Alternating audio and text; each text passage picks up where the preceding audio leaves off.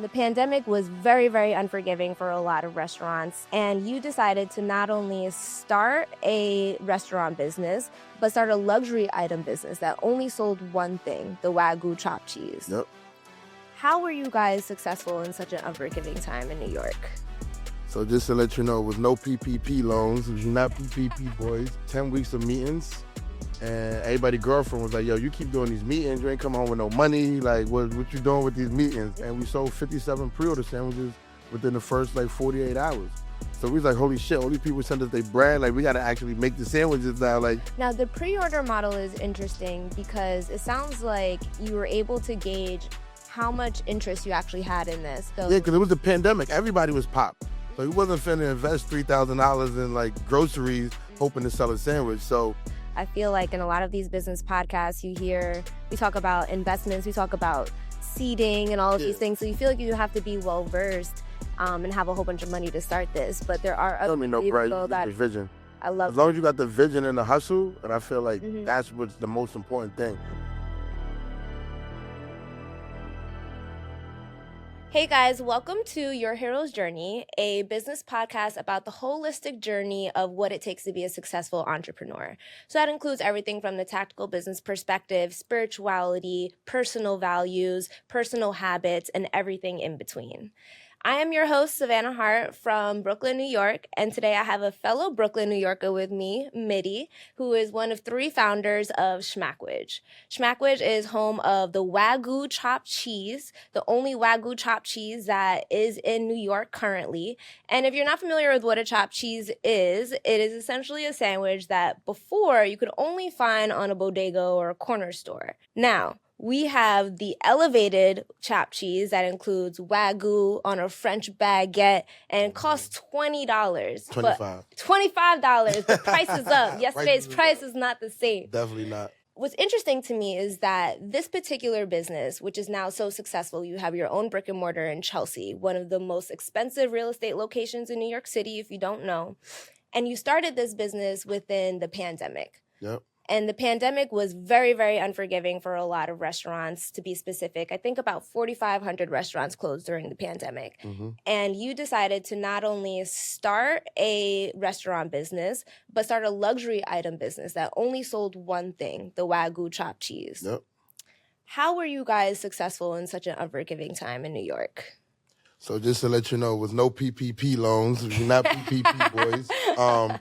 But yeah, basically how we started Shmackwich, being in Brooklyn, we was doing barbecues in my boy backyard in Bushwick. Everybody had to bring some food. My boy Seb would bring Wagyu burgers. And I was like, yo, where you getting these burgers from? He's like, oh, I got the wholesale connect from my last job. So my other partner, Jordan, he wanted to do weed sandwiches. So right there, the whole pandemic, I was trying to figure it out. So I'm like, let me link Jordan with Seb. Let's go grocery shopping. And on the grocery shopping trip, they basically fell in love with each other, just on some fancy baguette talk and crudos and pates and all that. And right there, we was like, all right, we got something that we could do. And we were holding meetings at my studio in Dumbo. And every day we were just getting chopped cheese, trying to figure it out, cocoa bread. Let me get it on a bagel. And we was like, why don't we just do a Wagyu chopped cheese? So we did about 10 weeks of meetings. And everybody's girlfriend was like, yo, you keep doing these meetings. You ain't coming home with no money. Like, what you doing with these meetings? So I was like, yo, let's just make the sandwich and put it on the gram and see what it do. And we put it on the gram and we sold 57 pre-order sandwiches within the first 48 hours. So we was like, holy shit, all these people send us their bread. Like, we got to actually make the sandwiches now. Like, we a sandwich company, you feel me? And that basically just turned into all right, well, now we got to hustle. We was going to make the sandwiches out of Sib Crib. And the lady that he used to work for saw the post and bought 2 sandwiches, but she was like, where you making these sandwiches at? And he was like, making them out the crib. And she was like, nah, the restaurant is closed. Because this is when all restaurants were closed. It was like everything was no indoor dining. So she was like, I could just use the restaurant. Shout out to Pips in Brooklyn Heights. They held us down. They give us the platform to trap out of. And from there, we just took it to the moon. It was like every weekend we're going to be trapping these sandwiches. And how long into the process did you get the actual kitchen? That was like the first 48 hours. After I put the video on the gram and we were supposed to make them that weekend at Sib Crib, his prior boss was like, where you making these sandwiches at? And he was like, out the crib. And she was like, nah, just use the restaurant because it's abandoned. We don't have no outdoor seating. So right there, we were able to make our first batch of sandwiches out the restaurant. Wow, that's It's called huge. Pips. It's like a seafood restaurant on like Atlantic and Henry in Brooklyn. Now, the pre-order model is interesting because it sounds like you were able to gauge how much interest you actually had in this. Yeah. So then you weren't necessarily coming out of pocket or having any resources left over. So Yeah, because it was the pandemic. Everybody was popped. So he wasn't finna invest $3,000 in like groceries hoping to sell a sandwich. So, you know, drop shipping with the t-shirt, the mock-up, right? So we took the whole mock-up concept, like, all right, we make one sandwich, we promote it, and we give people a time slot to order, and whoever don't order don't get the sandwich. So in that first like 3 days, everybody put in their orders, and then we closed the order system. Everything was through DM, Cash App, Zelle. Homies said they were gonna put up with cash, and that's really how we popped it off. So basically, we took the customer's money to start the business. So I mean, it's really like the finesse, right? Because you know, a lot of times you see these big brands, they drop a sneaker or they drop a T-shirt or anything, they selling you the product before they actually make it. So we was like, all right, so now we know we got to buy enough product for 57 sandwiches, and that's basically how it popped off. That's amazing. And I feel like that's such a huge point for a lot of people because I feel like in a lot of these business podcasts, we talk about investments, we talk about seeding and all of these things. So you feel like you have to be well versed and have a whole bunch of money to start this. But there are other ways that you can go about it. Vision. I love as long that. as you got the vision and the hustle, and I feel like that's what's the most important thing. Because so many people got bread, but they don't got a brand. Because to really build, I mean, So it's about shout the out to me brands. being outside for a long time, just on my music shit, on my fly shit, on my outside in the club shit. So I was able to use that influence and have people be like, all right, well, boy always at the fancy restaurants, a $20 chopped cheese, it must be valid if Mitty is jacking it. If I'm jacking it, it got to be something to it. And I felt like that really like pushed it. Cause my partners, they not really on the gram like that. They more so like behind the scenes hospitality, flavor patterns. I'm just the taster and I'm the influencer. I just put it on the gram like, yo, don't hit me, hit Shmackwich. And you did mention that in the beginning, it was all word of mouth. It was all social. And you do have a lot of influence specifically within New York. And I feel like with your following, it's about who is following you, not necessarily the amount, right? Because it's not like you're on like the Kim K level where you got hundreds of thousands of followers. It's quality over quantity. You feel me? And it's like, I might have 100 followers, but them might be the most pop 100 people in the city, you feel me? Exactly. And I was able to take that and, you know, shout out to the gram and everybody that supported me. Because they was like, all right, man, you doing this? I'm going to buy one. I'm going to buy 3. And honestly, like, out of the 57 orders, like, probably like 20 people ain't even pull up. Oh, really? They was just like, yo, like, whatever. Like, y'all keep the bread. I love what you're doing. Like, I can't make it, but do your thing. And we was like, all right, well, this is a thing. It's like a hometown hero thing. People, when people want to see you succeed, they're going to support you any way they can. But you got to give them something to support. Like, you can't just be like sitting there hoping that people put you on. You got to like put yourself on. Now, how often would you guys fulfill pre-orders? Was it every week, every month? So our system was Sunday to Thursday pre-order. Pickup was Friday and Saturday. So every week? Every week. And then our social media became our marketing and advertising strategy because that whole weekend we'll just get like 100 mentions. Everybody like, yo, I got the Wagyu chopped cheese. It's lit. You don't got this. It's not your regular degular. And this is when people had stimmy money too. So, you know, stimmy money, you could drop a little $20 on the chop. That's true. So shout out to, you know what I mean? Like, no political. Shout out to Trump because the stimmies had the hood jumping and the hood was able to buy the chop for $20 on the baguette. You feel me? And like, that answers a lot of questions because I'm like, in my head, it's like, okay, it's a pandemic. You think everyone is, you know, trying to save for the pockets, but people are out here spending $25. I mean, I was on the gram. I was seeing the PPP boys in the hood. They was doing 60 Clicos on the block. So I'm like, people got the money. Yo, people are circling the block on those PPP loans right now as we speak. So you might not see a few of them. So I'm like, yo, I know the homies was dropping bread on the Mary and doing all the. So I'm like, well, let me produce. Like, if you're gonna have a fly fit, you might as well have a fly sandwich. And another thing that was important to us too, that my partners would tell you, was the whole farm to table, farm to fork concept, right? And I feel like in the hood, we don't really know about that. We don't know about farmers markets and fresh produce and where the cow was slaughtered and like just the history. So with Wagyu, it basically has a history to the beef. And pause. Young boys that be on it, right?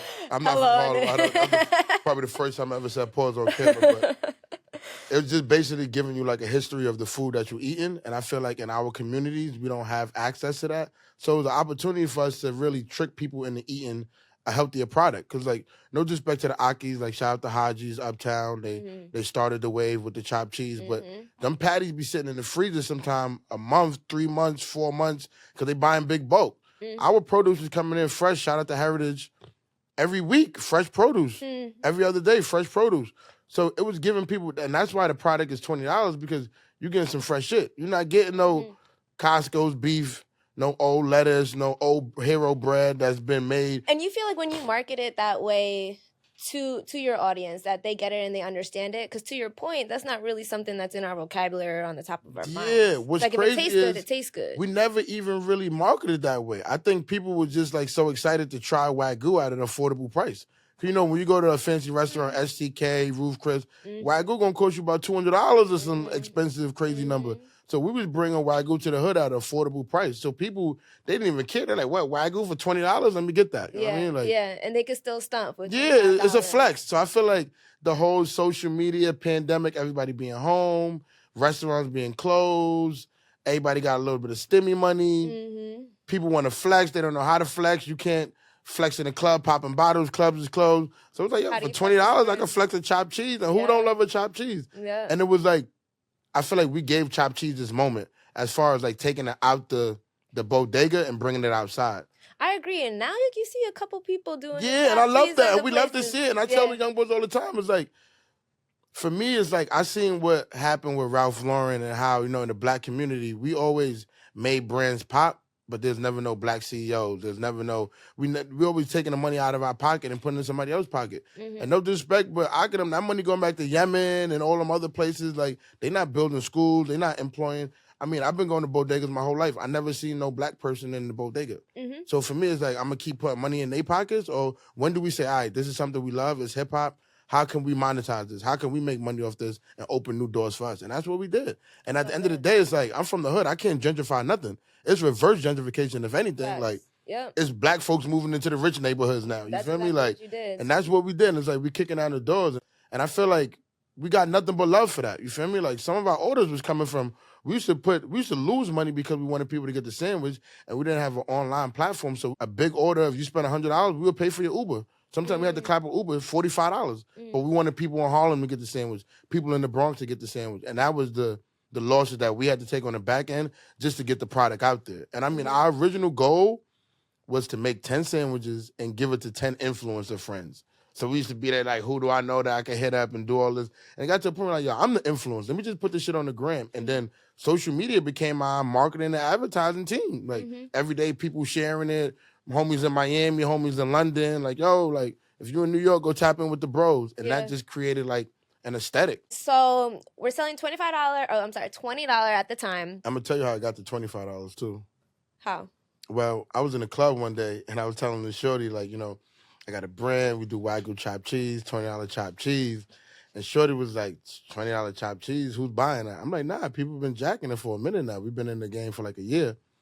And she was like, oh, okay. Next day, my homegirl hit me on the gram, like, oh, Mitty, this chick on the gram, I think she's talking about you. And it's a chick in bed, eyelashes all twisted, like, you first wake up. Yeah. And she like, yeah, I was in the club last night and some dude talking about he make $20 chopped cheese. I'm like, who's buying that? Nobody's buying that, right? So and it was just when Fat Joe it was the day after the Yesterday's price? Yeah, when Fat Joe dropped that, so I was like, oh, this is perfect marketing right here. So I screen recorded Shorty on the gram talking about me, and then I added it with the Fat Joe. And I said, yo, because of Shorty, now the sandwich is $25. And then everybody started like just flaming her on the gram. Like, yo, I bought 10 of them already. It's the best chopped cheese. It's the best product. Support the hood. Support black business. So I just used that as an opportunity to just raise the price because I was just like, fuck it. Like, Fat Joe said yesterday price ain't today's price. Everybody should raise their prices, right? You know how to naturally market. And I feel like because, I'm from the hood. I'm from Bed-Stuy. I'm from Notion. Like, this has always been our culture, like standing on the corner, being fly, like hollering at the baddies, like coming up with the lingo. Like, it's always been... New York has just always been the pioneers of everything. So it was like, for me, like, this shit is natural. I don't really second guess much because I'm like, this is just what it is. If it fail, it fail. 9 times out of 10, it's going to hit. Facts. Now, speaking of second guessing, and I told you this, I love the story of when you guys finally decided to go from pre-orders and, your IG orders to now y'all are on DoorDash. And you have a brick and mortar in Chelsea, New York. Like I mentioned, one of the most expensive real estate locations within New York City. When did you finesse that? Yeah, and I was going to say, but before we get to that, when did you know was the time to make the jump to brick and mortar? Because again, like at the end of the day, that's overhead, right? Like that's another expense. So that's money coming out of your pocket. Yep. So how did you know it was the right time to bring the business off of online and into the real world? To be honest with you, we were scared to death. We didn't know what time it was, when it was. We just knew that we got the opportunity. We better take it. How many years into the business was it? That was 2 years into the business. Okay, so 2022. So still kind of coming out of the pandemic a little bit. Yeah, like still, I mean, we really just now getting out the pandemic and everything, outdoor seating. But for the first 2 years, we were just doing collabs and pop-ups because, you know, with the food industry, it fails a lot. So I was like, I'm not trying to take no loan from no investor or no dope boys and like the shit fail. So we got to get the name out there. We got to get the brand popping to make people be like walking down the street and see it and be like, oh, I know that brand. Like they valid. I'll go tap in.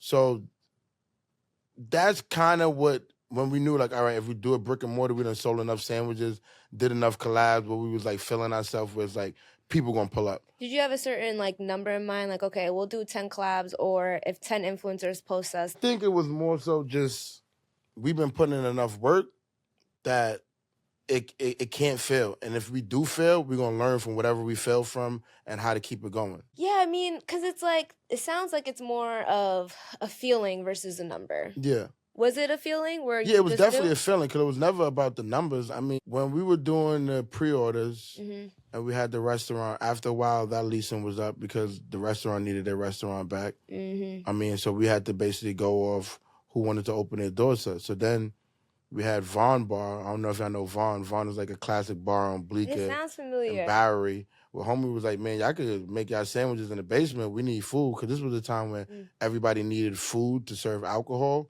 So it was like the universe was always just working in our favor because everybody would come to my bar and sell some sandwiches because nobody wanted to really make food and nobody wanted to invest in the food and then they don't sell. So we was taking our own bread, buying the product and knowing that hopefully we were going to sell. So it went from pre-orders to now we got to hustle the sandwiches. Now we got to stand outside with flyers and tell people about it. Now we got to have our elevator pitch ready. So it went from pre-orders, everybody had it because that was about probably a cool 1,000 people with the pre-order system over like 6 months. Okay. So it was like the hype for it was there, but people was like finding out about it, but they're like, I need this every day. So we started doing the everyday pop-ups, taking over like restaurants and doing like secret would they menu. charge you for those?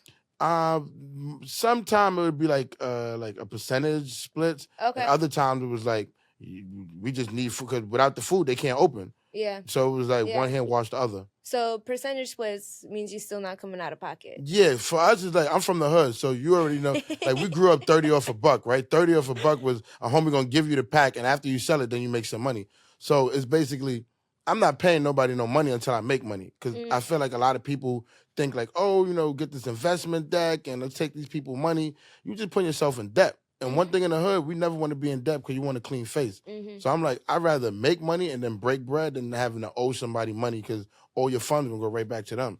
So we always kept that strategy because coming from a pre-order business, we try to keep that like niche. Like my partner sometimes like, oh, let's take a loan. I'm like, nah, we're not owing nobody bread. We got to bet on ourselves. Like it's just better that way. It's safer that way. You feel me? Like, and not to really say it's plain and safe, but it's kind of dangerous too because you know they say you got to get it while you hot. But I always knew we were gonna be hot forever, just because like I'm just a flea guard like that. You feel me? Like it's always when it's you got always it, you lit. got it. When you got it, when it's in you, you don't gotta worry about it being on you. You feel me? And that was like always the energy I try to just keep and keep my partners aware of too. Like I understand y'all come from the restaurant industry, Balthazar and all the fancy places, but from the streets, it's like I got a whole different like mentality. Yeah, a whole different mentality. Yeah. So now with these restaurants, did you have to, obviously they needed you to open, but there's so many different types of food items in restaurants. How did you convince them to choose you? Well, really what it was is they chose us because they saw the hype, right? Because They're like, oh, this On is a small Instagram. on Instagram, Now, social y'all media. only on Instagram or Only on Instagram. I mean, we got TikTok now, but it's like we just love the gram so much because it's direct, it's right there. We got a website. Y'all doing pictures and videos and all of that? Yeah, I do all of that. So I run the social media basically. I mean, I already had my gram lit, so it was easy to just take food and do all that. But for the most part, I'm like, I'm not paying no bread to like hire no people to do something that we could just learn to do ourselves, right? Mm-hmm. And coming from a pre-order business is like, you have to believe in your brand, believe in your product, believe that when you tell people this is coming, that they're going to give you the money for it, and you have to deliver. Mm-hmm. So it's interesting because I see that the collabs got you guys to that next level. But even now that you do have your own brick and mortar, you still do a lot of collabs. We still doing collabs because we outside. It's like, because the whole thing for us was like to take the chopped cheese out of the deli and put it outside, right? Mm-hmm. How many pop-ups you ever been to where they had chopped cheese? Or Wagyu chopped cheese at that? You wouldn't have it. Yeah. I mean, we took it Not to even London. A regular chopped cheese. Yeah, we took it across the pond. Honestly, shout out to Alvaro Barrington, fire artist from Brooklyn. Mm-hmm. He booked us floors across to London, put us up in Kensington, all off the chop. Mm-hmm. Like a work trip, like a paid work trip. It was like 20 racks to like do an event, that's all fire. In. Like, so we essentially became a catering company. Yep. It was like we went from making a chop to now a client might be like, hey, I got X amount of dollars. Can you make some tuna melts and some chicken wings and some falafels? And we had did a collab with Spotify. It was called New Wave. And I think this was maybe Ice Spice's first performance in Bushwick. And they was like, we know you do the chopped cheese, but we also need y'all to run the bar. We need y'all to hire staff. And we was just like, we were so money hungry that we was like, we can do it. Say less. We got it. And when we got off that call, we was like, yo, we got to hire some homies. We got to go get some fucking bar backs. We got a lot of work to do. And it was like no sleep, but we did it. And I think that was like one of our biggest caterings. That was like 40 grand for like a one-day event. Like, and we cooked out the back of like some warehouse. We ain't even have a food truck, nothing. And for us, it's like we always gonna say yes and then figure it out on the back end. Mm-hmm. It's just like it's like setting yourself up for success, but not being scared of failure. Like you feel me? You don't need much to make it happen. I like doing that too, honestly, because to your point that you mentioned at the top of this is like sometimes you get stuck in that planning phase for so long. Yeah, absolutely. So it's like when you commit yourself to something that you can't back out of, it's like, yo, we got no choice but to figure this out. Yeah. So we either gotta measure up to success or fail, and fail is not an option. So we measuring up. All the time. Mm-hmm. You know, I'm from Nostrand. I'm from a real dangerous place. I'm from the bottom, Pacific and Nostrand, borderline Crown Heights, Bed-Stuy. You feel me? Gates Ave. And I know poverty. You feel me? I got friends who now was up back in the day. Now they in poverty. You know, I pray for them. Mm-hmm. And when you come from a place that's the bottom, it's like, dog, like it's no lower than that. So where we at now, it means every chip we're progressing. You feel me? That's huge though, because you know, I feel like unfortunately most people from the hood don't always have that mentality, because on a humanistic level, if you can only really become like what you see or what you have a model of. And if you're in an enclosed environment, you don't necessarily see, like you mentioned, us in the corner stores or like making food or like owning restaurants. Yep. So for you to have this mentality is huge. And I think also to see, when you see like the cycle of people staying in the same place, it's even more inspiring when someone is able to kind of break out of that thought process. And if anything, go in the opposite direction. Yep. Now, in one of our previous conversations, you mentioned when it was time to make the move to the brick and mortar that you just had the faith to do it. Yeah. And you were with your more experienced partners, like Sibi, who's a chef, right? So he understands everything that it takes to run the restaurant business. And sometimes when you have that knowledge, you can kind of be inundated by your fears a little bit. Yep. But you, the less experienced person, were like, no, y'all, like, it's time. Yeah, this is the moment. I have the faith. Like, I got this message that came to me. Mm-hmm. And so this is what we're doing. And obviously it proved to be successful. How did you have the confidence to continue to push even when you had people who were, quote unquote, more experienced than you to do it? Where did that faith come from? So I think that really comes from like a inner thing where I'm like, a little bit of a narcissist, because I might think I know it all. I'm sure a lot of my friends probably say that. Maybe you think you know it all, blah, blah, blah. But I've had a lot of life experiences where I told people things and they told me that it wouldn't work and then it did work. So I think my confidence is what pushes me to be like, it's gonna work because failure is not an option. You feel like your parents raised you that way? You know what's crazy? My parents just raised me to stay out of trouble. They never really like sat me down and gave me like no like business talks or like energy talks and all that. I really just gained that from like the streets, like being outside, being around OGs. I seen OGs go to jail, come home broke, fucked up. Like just my environment, I've always like videotaped what was going around. And I was always the kid to learn from other people's mistakes so I wouldn't make those mistakes. Like I knew like if you went to the wrong hood, repping your gang, that you was probably gonna get shot at or you was probably gonna get stabbed. So if I seen that happen to other homies, why would I do the same shit? Like, so I was always like one step ahead of like failure. So when it was time for us to go into the brick and mortar, I was telling the homies like, I know y'all come from the restaurant industry, but you know, to have knowledge sometimes is a weakness because you think you know it all.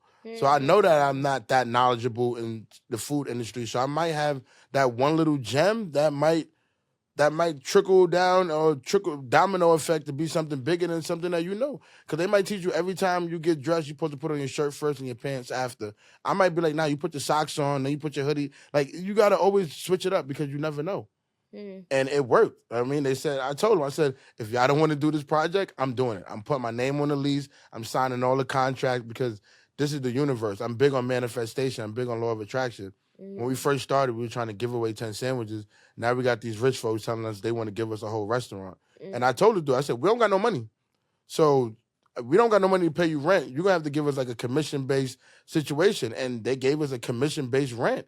And I was like... Really? Is that something they normally do? I don't really know everybody else's situation, but I told you, I said, yo, we don't got no money to be paying no $10,000, $20,000. It's just like, it can't work. But they believed in the brand. They know that we were coming from being a pop-up brand to putting us in a brick and mortar is like, you putting us in a whole different ballgame now because we went from private events, caterings, curating a vibe to now every day we got to open up a shop and sell a product in a neighborhood that ain't really... I mean, Chelsea... They don't really know about the chopped cheese. They don't know about the chopped cheese. They ain't really no bodegas over there like that. Right, you feel me? Like, you might get a convenience, like a market store that, I mean, the Ock might make it, but homies ain't pulling up for a chopped cheese from there. So they put us in the market and we had to hustle. We had to get our branding on. We had to get our flyers popping. I had to hit the streets. I had to tell all the homies, pull up. We had to post every day on social media. And now we got foot traffic. Now, how did you convince them to do the model that you currently have? Like, did you come to them with a deck or were you just like, yo, this brand is dope? Or did they know about you guys from beforehand? Oh, so what happened is, shout out to my homie Alex. I was at Little Frankie's in the Lower East Side, met a dude at the bar, had some wine. We just chopped it up. I told him what I'm doing. He told me what he's doing. He's working at a hotel at the moment. A year later, he like, yo, I got a new job at this market. And they were doing, at the time, they were doing like the Basquiat exhibit was over there. I forget the name of it. The last like big Basquiat exhibit in Chelsea. I remember. And he like, yo, they got like a little spot in the back. I think it'd be perfect for y'all to do the chop. You just got to come through and like tap in with the owners. So I came, tapped in with the owners.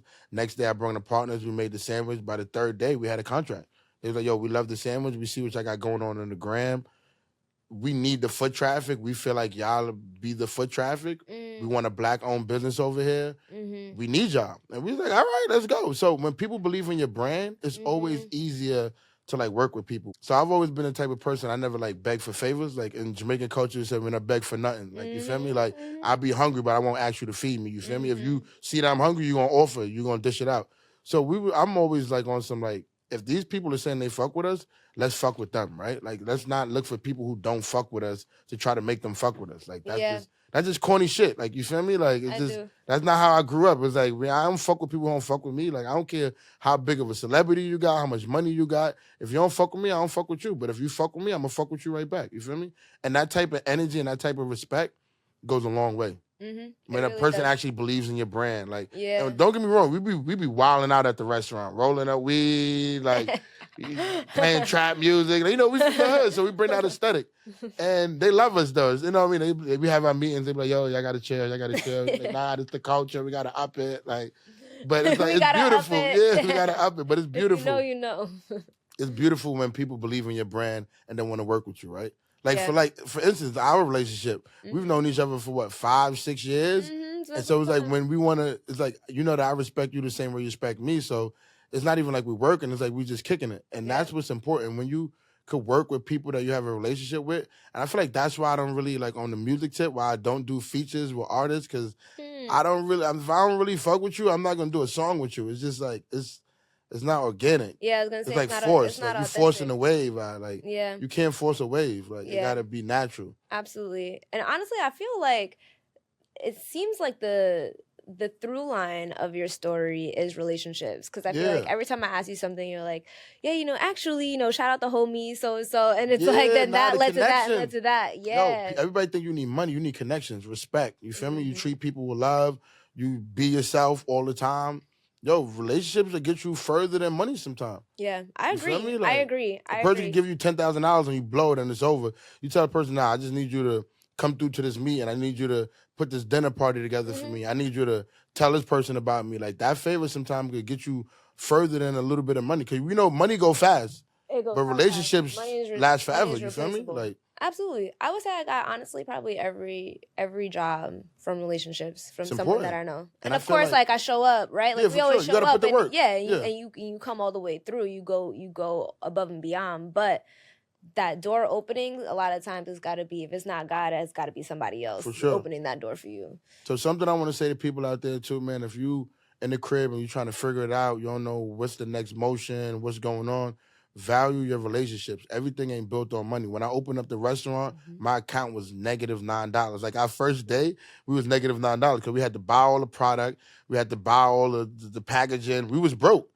But we had the grill on. People was pulling up. People was buying the sandwiches. So it was like, money is important, but more important is faith, respect, and you got to have that dedication. And you got to, consistency, win championships. And remember, everybody going to tell you what to do in the championship. They never going to tell you how to get to the playoffs. They never going to tell you how to get to the playoffs. When you in the championship, everybody like, yo, do this, do that. So you got to stay tunnel vision like, nah, homie, you ain't get me this far. You feel me? Like, I know what got me here. That's real. And I had this one lady, Victoria, she's a real estate lady. And I remember one time she wanted us to give away some sandwiches to this like bike shop called Jane in Soho. And I was like, all right. So I told my partners, like, yo, Victoria said we should give them some sandwiches. They was like, nah, like she got money, they got money. Why are we giving them sandwiches? And I was like, bro, but it's like they in the neighborhood, one hand wash the other. It might be an opportunity later down the line. And the message in that was when I told Victoria, I was like, my partners don't really want to do it. She said, Mitty, that's fine. Let people think, but we know what we're going to do. And that shit just hit me so hard because a lot of time I feel like we take people's constructive criticism and people's what you should be doing, and we always try to give like a response. But most of the time you just got to listen. Be like, oh, word, you think I should dye my hair black? I'm going to do that. Whole time just let people feel like they being hurt, but you don't have to apply it. And I feel like that's where a lot of time we get into battles and then you start taking other people's thoughts and putting it into your world. It's like, let people think, but just stand on business. Stand on what you know you're going to do. Everybody be firm got in their your own belief. journey. And it's like, and I told my partners, like, all right, y'all don't want to do it, but I'm doing it. You feel me? And it worked for us in the long run. We ended up getting a catering, a bigger order for them, like 12 sandwiches, because we gave them the 2 sandwiches. So it was like, but that's back to the relationship thing. It's like, you gotta know how to bargain. Not everybody, don't give away your product for the free for everybody and just be out here like, hone yourself out, but be a little strategic. Yeah. And be like, tell a person like, yo, I'm gonna do this favor for you, but you owe me one. Like, like have that like verbal agreement. Yeah, it's the strategy behind it. Yeah. So you've said twice so far that you said to your partners, all right, if y'all don't want to do this, I'm gonna do it, right? Yeah. So it's obvious that you have that confidence and that faith within yourself and that you know what's best to make that decision. How do you know when it is the right decision? Right? Like, because it's obvious that you can't do 100 times at 100 times and be accurate. No. So how do you know? Is it a feeling that you have? Well, see, I'm big on like energy and like motion, you feel me? And honestly, just going with your gut. And I feel like I've mastered that for so much that I've like, I know you said 100 out of 100. Like, I'm like, it's literally 100 out of 100. Like, what do you feel like it took you to be able to be a master at knowing what that gut reaction is and knowing how to act on it and knowing how to trust it too? I think a lot of time on myself. and my thoughts and just being like, all right, I got to do this. Everybody else don't think it's going to work. Let me do it. Right. And I feel like one of my biggest journeys in life was when I was in the hood.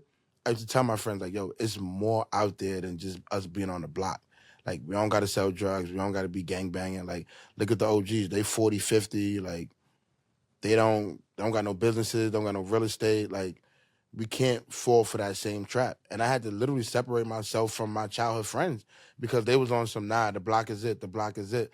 So I had to start going and hanging out in Soho, got a job in Manhattan just to get out the hood. Some days I wake up on the block, Metro card, I'm going to the city. I don't know where I'm going for. I'm going to walk around, figure it out. So I felt like that type of energy at a young teen made me be like, whatever you feel like is going to work, is going to work. Because, now the homies, they still in the hood. Shout out to the homies. They love that. That's what was for them. But I feel like that mentality has now gotten me out the hood. Like, you feel me? Like, and when I say out the hood, I mean like mentally out the hood. And you say you spend a lot of time with yourself and contemplating. Like, what does that look like for you? Are you journaling? Are you just sitting thinking? I think most of the time when I go out, I'm always by myself. I mean, you could ask any doorman in New York City when I go to the club. I was gonna say, I feel like most of the time when I'm always out. It's not with Daytona. Yeah, the homies is like I'm always by myself because I'm like I'll probably run into somebody I know. Yeah. But having that time alone with yourself and not having no distractions to tell you, when we have friends sometimes, you might want to go get tacos and then go see some art on the Upper East Side. But your friend might be like, no, let's get Thai food and let's go to. So you start to like conflict your own thoughts. So compromise. You compromise, but then when you need people to compromise for you and they don't. So I feel like I had a lot of betrayal stories that I won't talk about, but I feel like the betrayal stories made me realize like when you want to do something for you, you do it. Because when you do things for other people, they might not give you that same favor in return. And you could put it as clear as day, like, yo, I gave you 5,000 bags of Skittles. You can't give me one bag of M&Ms. And the person is straight be like, yo, I can't do it. And then you'll drive yourself crazy because you're like, yo, that's fucked up. I can't believe this motherfucker did this shit. But like, I feel like betrayal and like heartbreak and letdowns, you got to take that shit and use that as motivation, honestly, because it happens to everybody. So just being a firm believer and knowing that I tell myself, I am the shit. I am the best dressed. I am the best looking. I create the best product. I make the best decisions. And you have to, because if you don't have that self-love, that self-confidence, nobody else is going to give you that. And if you depend on somebody else for that, when that person is no longer there, your whole foundation is crumbled, right? Use people as like a scaffolding, not as a foundation, right? Because scaffolding is there when you're building yourself up. You might fall down a little bit. They pick up some pieces, but you still got your foundation. Absolutely. And once you have a foundation with yourself, everything is possible. And, I do a lot of studying. I study all the greats, the Kanye stories, the Tyler Perrys, I listen to people's stories. Like, they come up. Like, everybody's come up is different, but it's all the same. Everybody hit rock bottom, ain't have shit, was fucked up, sleeping on the friend couch, lost a relationship, lost family members. And that's another thing, too. When I was in 2014, I lost my father and my brother in the same year. And it was a hard year for me. I was like, damn, like, I was ready to go back to the hood, take over shit, terrorize shit. But I was like, I just gained 2 angels, so literally anything I want to do, I know they got me. And a lot of things started happening. I was like, oh, like, that's the bro them. That's Pop. You feel me? So rest in peace, Don V. Rest in peace, Maximilian. Like, I know that I got angels, and that's why I move the way I move. That's real. Because, like, when you are faced with those decisions, when you're faced with those situations, you have 2 decisions and 2 paths that you can make. And I feel like, unfortunately, a lot of us tend to lean into that anger. Yeah, and go left. Right. And as you know, like, because you're big on energy, like, all it takes is one negative thought to just compound and just take everything over. The same thing with positivity, too, right? Like, you had that one positive thought, like, I got angels now, and then... Yeah, and then it's up. Now you firecrackers. So it was like you want to be sad and depressed and angry and broke or in jail and dead. It's like, nah, we got to go the other way. So, you got to take the bad and make the good. Absolutely. Now, within your journey of Shmackwich, what would you say has been your hardest obstacle or hurdle that you were able to conquer?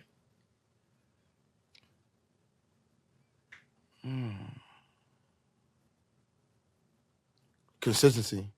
A lot of times we go through fights, we be arguing, one partner want to give up. I'm like, yo, fuck this shit, I ain't doing this shit no more.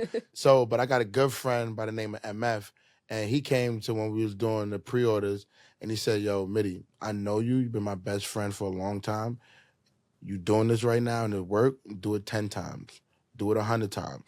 Do it 1,000,000 times. Making that commitment to myself that it's like doing a bid, right? Because I was in situations as a youth where I know we could have been shipped up the river. You know, you see it happening now, RICO cases, indictments, just having friends. You might not even be active like that, but because your friends is active, them boys come, you're getting snatched up. So I know that I escaped the system, so now I put a bid into myself, right? So this is like a bid for me. This is my jail time, doing something and it's working and doing it forever, doing it for life. Like, don't put the emotion in it and being like, have an excuse to not be consistent. Yeah, and a lot of people, it's hard. Yeah, it's hard. That shit gets boring. Yo, it gets boring. Like, honestly, some days I wake up, I'm like, yo, I don't want to go open up the restaurant and go do this shit. Right. But I'm like, what I'm gonna do? I'm gonna go shopping, go fuck off, go holler at a chick or some shit. I'm like, I gotta go do it. It's like, and it's hard sometimes, but some days you wake up, you're like, oh, I can't wait to go do it. Right? So, a wise dude told me, some days are good, some days are better, but no day is a bad day, right? So when you look at it like, is today one of my good days or a better day, you start to give yourself more of a positive baseline. Where it's like, yesterday was lit when I woke up. Today I'm feeling a little, but let me still push the foot forward. And a crazy story is like, it was a day, like, it was rough for us. We didn't want to open. We was going to close early. And Carmelo Anthony pulled up on us, right? Yeah. So we in the shop, we like, yo, we closed today. We like, it's nice outside. And then Melo pulled up in the hoodie Melo, not even like a suited, but like hoodie Melo. I thought it was the goons pulling up. I'm like, I gotta tell these niggas we closed. They gonna be like, oh, we came from Harlem, y'all closed. So like on days when it's like, damn, there's no motion. I don't know if I want to keep doing this. Like, that's when the blessing come through. You feel me? So you got to always know that when you feeling that weird energy, the blessing might be right around the corner. And when you keep that mentality, it keeps you thirsty for the blessing. Because it might be 5,000 days. Be like, nigga, it been raining 5,000. I know the sun coming. Like, it's just, and just spend the rest of your life like that. Like, die faithful. Like, die with faith. You feel me? Like, and that's how you keep the momentum going. Yeah, that's real. I love that. And I feel like I've experienced that so much too, where it's like, that moment where you're about to give up or about to just be like, it's not that serious. Yeah. That's when that big blessing, that's when it happens. Big moment is coming through for you. Yeah. I remember one day, right? So, we have to pay rent at the end of the month. So we had a big month. So we was balling out. We was shopping. We was doing all types of shit. And then the rent email hit like, y'all owe 8 bands. And we was like, oh, shit. We only got So we like, fuck, damn, what we gonna do? And this was the first time like we didn't actually have the funds for the rent. We was like, damn, 8K. I'm like, I could put a little 2 bands on my own. My partners. Well, you say you did commission too, right? So but the commission, like? we pay the commission at the end of the month, not like they take it out first. So they give us all our funds, and then they be like, so it's our responsibility as an honorable man to say, okay, we made X amount of dollars. Here goes your on the back end, right? Okay. So the back end hit. And it was like, oh, 8 bands. Back end, man. I was like, oh, damn, I shouldn't have bought them Dior's. I shouldn't have went to STK. I shouldn't have got the Uber. Was this the first time? This was like the first time that we didn't have the funds for the rent. And it was like, fuck, damn, shit, what we gonna do? And then like a blessing came through in an email where a client was like, oh, we need you to do this and this. Can you do? And it was like the exact number. And we was like, wow. And my partner sent the screenshot, like, yo, I told you God be working. Like, that faith is real. That faith is real. Like, the miracles happen all the time. And when you just do not suggest that at home, but the faith do be real. No, the faith do be real. But, and then that shit came through and we got right. And we even told them, like, yo, listen, we got half this week and we're going to give you the other half next week. And they were like, yeah, you always got us. We good. Like, so even with that, like, seeing how much these folks who don't really know us like that have faith in the brand and then have faith in us, created like, but damn, people really fuck with us. Like, we got to do this now. So, shout out to the Ali Market. Shout out to my boy Tim, 16 on Center. They've been holding us down, you feel me? And now we got goals to expand and, go global. Like, because the chop is something that everybody needs. Like, absolutely. Now, if you could give a percentage to faith versus business tactics of what it takes a business to be successful, how would you divide that percentage? I feel like 25% business tactics, and 75% faith. That's huge. Yeah, because I know so many people who they got all the strategies, they got all the I'm talking about people who in their regular jobs make millions of dollars and run projects, but now for their own brand, they can't get it off the ground. They know all the how to scale the businesses, but they can't get the business off the ground. They're actually $40,000-$50,000 in the hole because they're like, okay, this is what you got to do. You got to spend $10,000 on marketing ads. You got to spend another $5,000. And I'm like, in the hood, I feel like we just got so much faith in ourselves. I'm like, I'm not finna pay some stranger $5,000 so they can talk about they put my shit on Google. I'd rather take that money and hit the streets. Like, my boy's a DJ, pay him $500. My other boy's an engineer. He might know our Ice Spice, give her 5 racks. And that's our organic marketing. So organic marketing for us has always been a thing, but that's the faith in knowing that, okay, this is how people do it, but this is how we do it, right? That's just how it goes. And you learn that from the Jews. You learn that from the Italians. People do things the way they want to do things, and it works for them. Yep. So as a black folks, we got to know that, we do things the way we do it, and it's going to work for us. Like, one person might want to invest $200,000 in their business, and it might fail, and it might work. Another person might be like, you know what? I'm not putting no bread into it. I'm going to create a brand. I'm going to create a solution to a problem, and the customers are going to fulfill all of those goals, right? Because the consumer is getting what they want, so they have no problem giving you their money.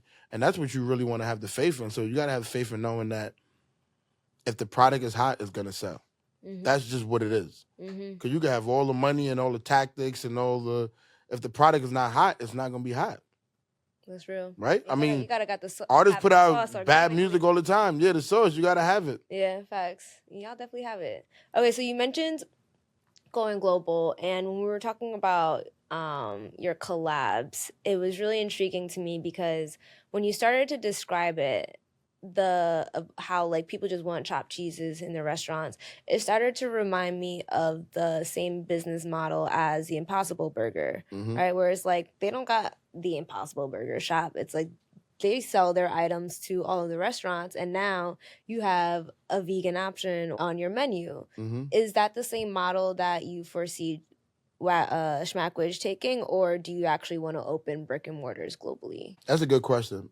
So we want to do brick and mortars, but we want to be there personally because with having staff, shout out to our staff, this is not a jab at you, but nobody's going to love your brand the way you love your brand, right? So you can say, you know what, I'm going to take all this money, I'm going to open up 100 Smackwiches, but where's the niche? Half of these people probably don't even know what a chopped cheese is or the history of it. So now we got a shop in Virginia. People are like, oh, where did chopped cheese come from? And there's a kid in the shop from Virginia who don't know about chopped cheese. I don't know. He's like, oh, it's like a New York thing.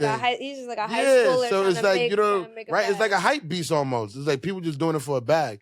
And so it's going to be it's going to take longer to be that big, but it's going to be more of a personal connection with the brand and people actually getting the hospitality that goes into it, right? Because like your mama can make some fried chicken and you getting that love from it, and she could teach 100 people, she could put the recipe out there, but it's not going to be the same.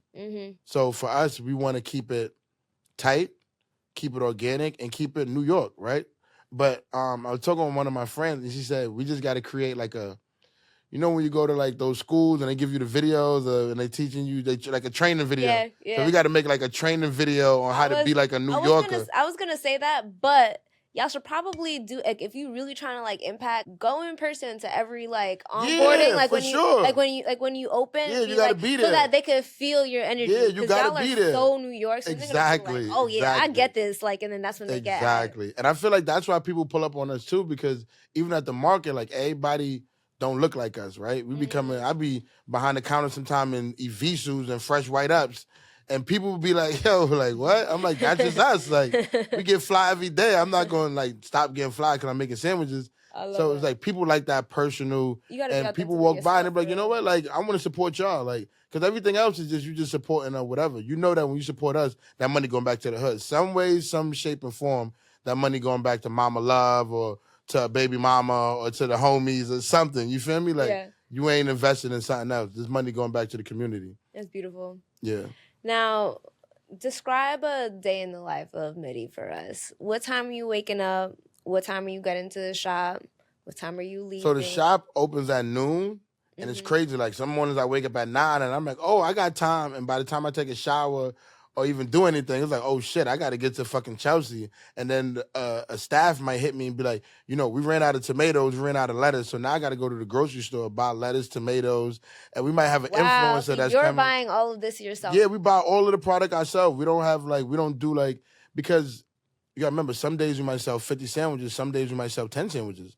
So to buy 50 cases of lettuce and you only sold about 20 sandwiches that week, God forbid it's slow, now you got to throw away all that product. So remember, we come from the whole pre-order aspect. So that's why we do small batches of everything. So that way we do sell out. And it's like, all right, well, we only had enough for 50 sandwiches today. We sold 50, now we sold out. So a day in the life for me could be anything. I mean, some nights I'm in the studio recording until 6 a.m. I go home, I sleep, then I got to wake up, go open up the shop. We run in the shop. Then I got a regular job, you feel me? Like a actual job, because we got to have money coming in from other revenues. You know, being a hustler, everybody in New York, you can't just have one hustle. Everybody got like 50 hustles that people don't even know. Man, talk about it. So anybody, like your dreams, chase your dreams, do all that, but get you a 9-to-5, get you a job that's going to give you some money. And it doesn't have to be anything with what your passion is. Get that bread. Like, you feel me? Like in New York, like we don't got parents with homes where you can just live with your parents forever. Like everybody got apartments, and once you get a certain age, you got to get up out of there. So you got to be on your hustle. So 9 times out of 10, every influencer you see, you think they making money on the gram, they probably got a real job. They do got a real job. They got a real job. You feel me? And they investing in their brand until their brand like makes them, like we had one influencer, I'm not going to say his name, but he was like a garbage man. And we thought he was making all his money off social media. He's like, nah, I'm a garbage man. Garbage men make money, but yeah, for to sure. be an influencer too, okay. And he was a garbage man. But now he's like popping though, and he like left his job. So it was like, but the garbage man job. But he didn't show that part on IG. Not one, you can't go to his gram and find one sanitation photo. You feel me? Like, and I respect that. You know, you keep a lot of things in private because you don't want people pulling up to your job or wishing bad or anything. So like. Yeah, but that's real. And that's why like, that's why I wanted to have this space too, because I feel like we are in the world of illusion, especially with social media. So people don't understand the real, and like you don't need, like I mentioned at the top of this, you don't need what they're trying to sell you in terms of like, get a loan, get this, get that, buy my marketing course. Like my account was negative $9 the day we opened the restaurant. You feel me? Like it's so real. It's like so real shit, but I knew it was a blessing. Like, wow, how many people like you supposed to be broke? I mean, I'm pretty sure when Amazon opened their last building, there was $40 million in the hole. So like, you feel me? It's like shit just be real like that. Like, yeah, for real. And I feel like that's the shit that people don't see or hear about, right? Exactly. So shout out to you giving me a platform to even talk about that. Cause I'm like, I didn't post that on the gram, like, but and when the platform, the opportunity arises, and I know I could probably inspire somebody. You are. You're going it's like, to. Yeah, you feel me? Sometimes, like, we can't even go to the bank and get a loan because we don't got the proper credit and stuff. So this is going to be so motivating. Sometimes you can't even go to the bank and get your own money out. I remember one night I was out, and I'm probably going to link with some friends. I literally couldn't go to no ATM. All the Chase banks was closed. What? Like, you couldn't. I had to go to, obviously, ATM in the hood. We don't want to spend that $4 fee, though. But I'm like, damn, I can't even go to a Chase and get my own bread. Like, you can't even get that much. You can only get a couple hundred. Oof, it's crazy. This shit is crazy. So even if you got money, sometimes you can't even get your own money. I feel like this is a great fucking conversation. Yeah, for sure. How's the room feeling? Yeah? Okay. Love it. Okay. Good. Okay. We'll close out with this one. This is my question. So we'll close out with this one, which is I actually feel like it's a perfect question to close out to. The definition of purpose is the reason for which something is done or created, or for which something exists. So the reason you exist. Do you feel like you're living in your purpose right now? For sure. And why is that? I feel like I'm living in my purpose, but I can't tell you that I always knew what my purpose was, if that makes sense, right? It does. So a lot of time people ask themselves, what is my purpose? I think you find purpose through journey. And when you stay committed and back to consistency, you start to learn your purpose. But my purpose 5 years ago might not be my purpose now. So I feel like purpose can always change for people. Some people might dedicate their life just to one purpose, and I might just to represent God or to be like a garbage man or to be an artist. For me, it's I know that I have the gift of gab to inspire people, make people happy, make people smile. And that's like one of my main purposes.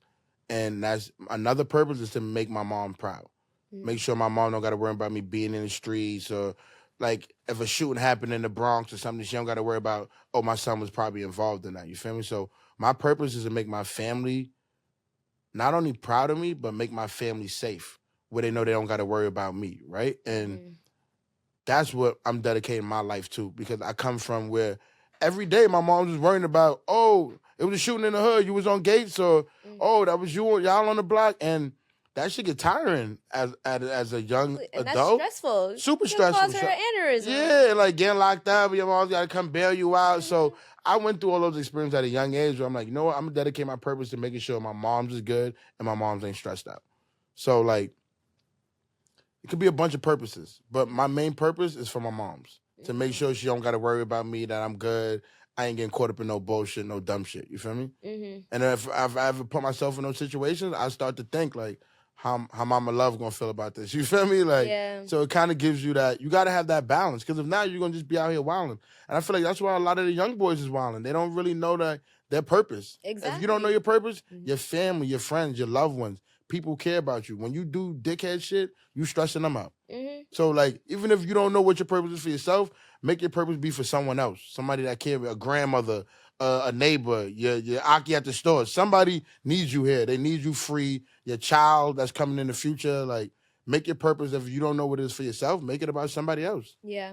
And that's so important, because intentionality is huge, because if you don't move with intention, the world is going to determine for you where you go. And 9 times out of 10, it's going to be at the bottom. For sure. Because everybody else want to be at the top. So they're going to make sure that you're at the bottom if you don't know where you're going anyway, right? So I think that's a perfect way to close out. For sure. Thank you so much, Mitty, for bringing your attention, bringing your energy, giving us your story in a super, super real and authentic way, which I feel like the people could really benefit from. So thank you. And I just want to take this, you know what I mean? Shout out to Sav, you know what I mean? I'm the pioneer of this shit. Been doing this shit a long time. Pelly's, Maury's, Robin Jeans on the Ave. We was always the first to do it. So me blessing the mic for Sav's first episode of her podcast, she's guaranteed headed down the road of success. Guaranteed. She tapped in, she did the right thing. Yo, it's called a pre-order right here. This is my pre-order right here. Right? And after this drop, sandwich is going to be $30. You heard? Okay.